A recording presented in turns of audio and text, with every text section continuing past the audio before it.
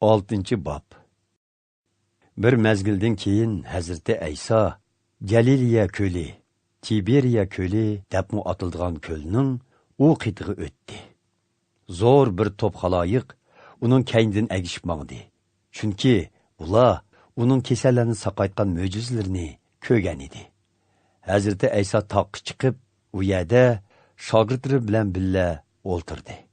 Bu Yahudilarning o'tib ketishi aytiga oz qolgan vaqt edi. Hazreti Aysa beshini ko'tarib, zo'r bir top xaloyiqning o'zining oldiga kelayotganligini ko'rib, Filipdan "Shuncha ko'p odamni to'ydig'idek nonni nadin topamiz?" deb so'radi. Hazreti Aysa bu so'zni uni sinash uchun aytgan edi. Amaliyotda qanday qilishni o'zi biladi. Filip javoban: "Hammaylarning bir burdidan non yeyishi uchun 20 yillik kirimi yetmaydi", dedi. Shogirdlardan yana biri, ya'ni Simon Petrusning inisi Andar, Hazreti Aysoga: "Bu yerda bir kichik bola bo'lib, uningda 5 arpa non bilan 2 beliq bor. Lekin bunchavala odam uchun bu nimaga yetsin?" dedi. "Ko'pchilikni o'tirg'izinglar", dedi Hazreti Ayso. U yer keng ketgan chimanzorlik edi. Xaloyiqning hammasi o'ltirdi. U yerdagi erlarning sonila 5000 bor edi. Hazreti Ayso nonlarni qo'liga ilib, Xudoga shukr etgandan keyin o'tirganlarga bo'lib berdi. Beliqlarni mu shunday qildi. Ko'pchilik xolgancha yedi. Hammaylan yeb to'yganda Hazreti Ayso shogirdlariga: "Eshib qolganini yig'inglar, hech narsa zoyi bo'lmasin", dedi. Shuning bilan ular ko'pchilikning 5 arpa nondan yeb, eshib qolganini 12 sevatga to'ldirib yig'ib oldi. Xaloyiq Hazreti Aysoning ko'rsatgan bu mo'jizasini ko'rib, dunyoga kelishini Musa payg'ambar, oldin aytgan payg'ambar haqiqatan mushu ekan, deyishdi. Hazreti Ayso ularning o'zini Isroillarning podshoyi bo'lishga majburlaydiganligini bilib, ulardan ayrilib, qaytadan taqqa talha chiqib ketdi. Kashqurun Hazreti Aysoning shogirdlari ko'l bo'yiga kelishdi. Garchi qorong'i tushib ketgan bo'lsa-mu, Hazreti Ayso texcha ularning yeniga kelmagan edi. Shuning bilan ular bir kemaga o'ltirib, ko'lning u qetidagi Kapernaum shahriga qarab yo'l elishdi. Qattiq bo'ron chiqib, ko'lda do'lqin ko'tarilyotdi. Shogirdlar paloq urib, 4-5 chaqin yagichi bo'lgandan keyin Hazreti Aysoning ko'l ustida mengib, kemaga yaqinlashayotganligini ko'rib, qo'qishib ketdi. Lekin Hazreti Ayso ularga: "Qo'rqmanglar, bu men", dedi. Buning bilan ular Hazreti Aysoni kemaga chiqishga undidi.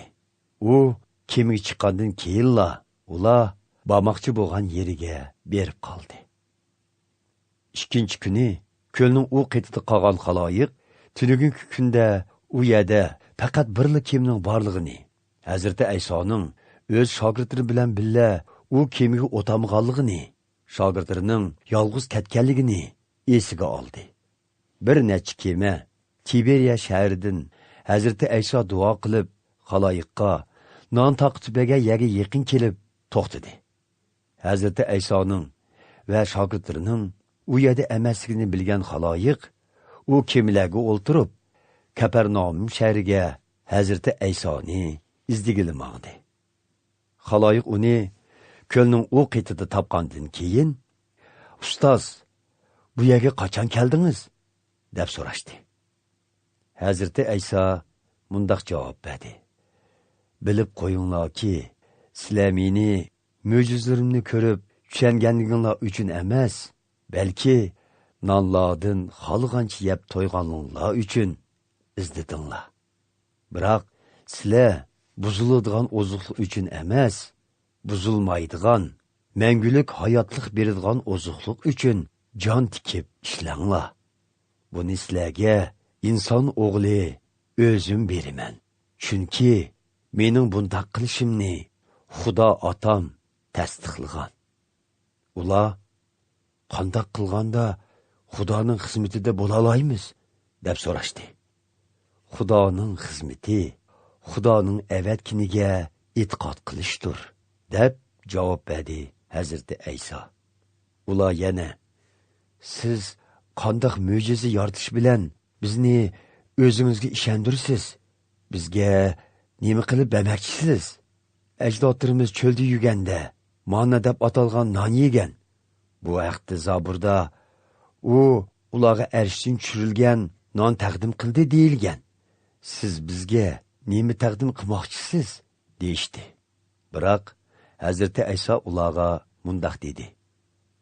Bilib qo'yinglarki, ajdodlaringlarga osmondan tushgan nonni Musa payg'ambar emas, balki Xudo otam bergan. Mana hozir sizlarga osmondan tushgan haqiqiy nonni Xudo otam beryotidi.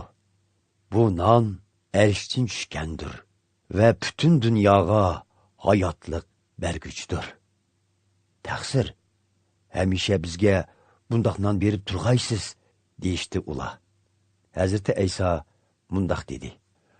Hayotlik beradigan non o'zimdirman. Mening yenimga kelganlar hargiz osh qolmaydi. Manga e'tiqod qilganlar hech qachon usmaydi. Lekin sizlarga aytganimdek, sizlar meni ko'rgan bo'lsanglarmi, manga e'tiqod qilmayapsizlar. Xudo otam manga topshirganlarning hammasi mening yenimga keladi. Mening yenimga kelganlarni hargiz tashlab etmayman. Chunki men o'z irodamni emas, meni avatkuchining irodasini amalga oshirish uchun arshdan tushdim. Meni avatkuchining irodasi bo'lsa, uning menga topshirganligidan birini yo'qotmasligim. Shundoqla qiyomat kuni ularning hammasini tirildirib, mangulik hayotga erishtirishimdan iborat. Chunki mening otamning irodasi o'g'lini, ya'ni meni to'nig'an va menga e'tiqod qilganlarning hammasini mangulik hayotga erishtirishdir. Men ularni qiyomat kuni tirildirib, mangulik hayotga erishtiraman. Hazrati Ayso arshdan tushgan non o'zimdirman deganligi uchun Yahudilar uningga norozi bo'lib, g'o'dingishga boshladi. Bu Yusufning o'g'li Ayso emasmi? Otasinimi, onasinimi taniydigan tutsak, ya'ni qandoqlarcha arshdan tushdim deyalsin, deyishatdi ular. Manga g'o'dishmanglar, dedi Hazrati Ayso. Meni avatgan Xudo otam o'zi kishilarning qalbiga solmasa, ular mening yenimga kelamaydi. Mening yenimga kelgan kishilarni qiyomat kuni tirildiraman. Payg'ambarlarning yozmalarida mundaq yozilgan. Ularning hammasiga Xudo tarafidan ta'lim berildi. Shunga otamning ta'limini anglagan va uningdan o'rgangan kishilar mening yenimga keladi.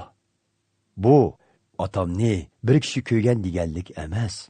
Otamni faqat uning yenidan kelguvchi menla ko'rgan. Bilib qo'yinglarki, menga e'tiqod qilganlar mangulik hayotga allaqachon erishgan bo'ladi. Hayotlik beradigan non o'zimdirman. Gerçi ajdodlaringlar cho'llarda manna yegan bo'lsa-mu, yanila o'ldi.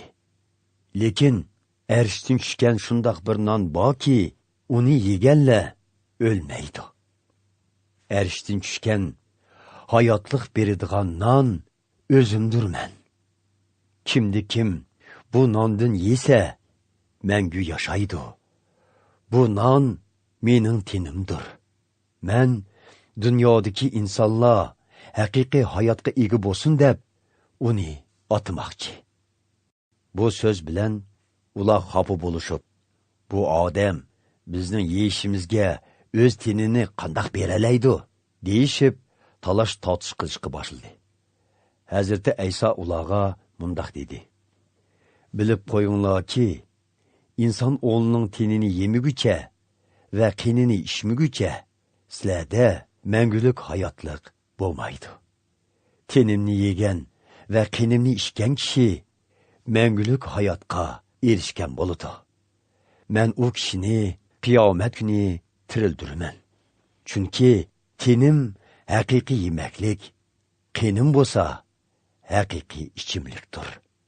Tenimni yegan və qenimni içgan kishi mende yaşaydı. Mənmi onunda yaşayman. Hayatlıqның mənbəsi bolğan atam meni əvətdi.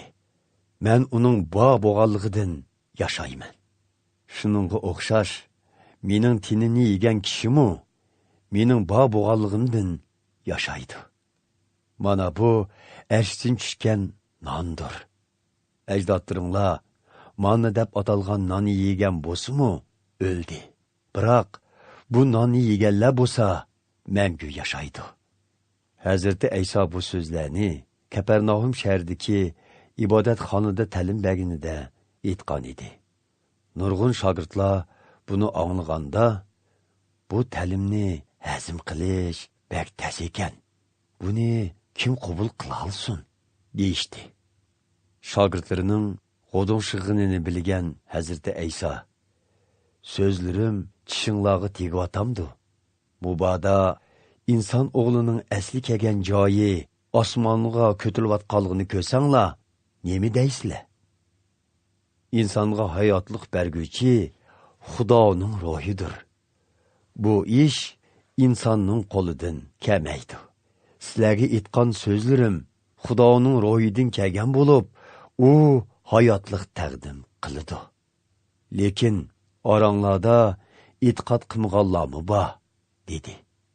Chunki Hazrati Ayso e'tiqod qilmaganlarni va o'ziga sotqinlik qilmoqchi bo'lgan kishining kim ekanligini burundan bilatdi. Men sizlarga dedim-ku, atam manga yaqinlashtirganlardan boshqa hech kim mening yenimga kelamaydi, dedi Hazrati Ayso yana qo'shimcha qilib. Buning bilan agashkuchilardan xeyli ko'pi chekinib chiqib, uningga agashmaydigan bo'ldi. Hazrati Ayso 12 shogirdidan, "Sizlarchu, sizlarmi mendan ayrilmoqchimi?" deb so'radi. Simon Petrus mundaq javob qaytardi. "Hey Rabbim, menga hayotlik beradigan so'zlar faqat sizlarga tutsa, biz kimning yeniga ketatdik? Ishonamiz va bilamizki, siz Xudo avatgan muqaddas bo'lg'uchisiz." Hazrati Ayso javoban, "Men sizlar 12larni tanladim. Biroq oranglarda biri shaytonning ilkididir," dedi.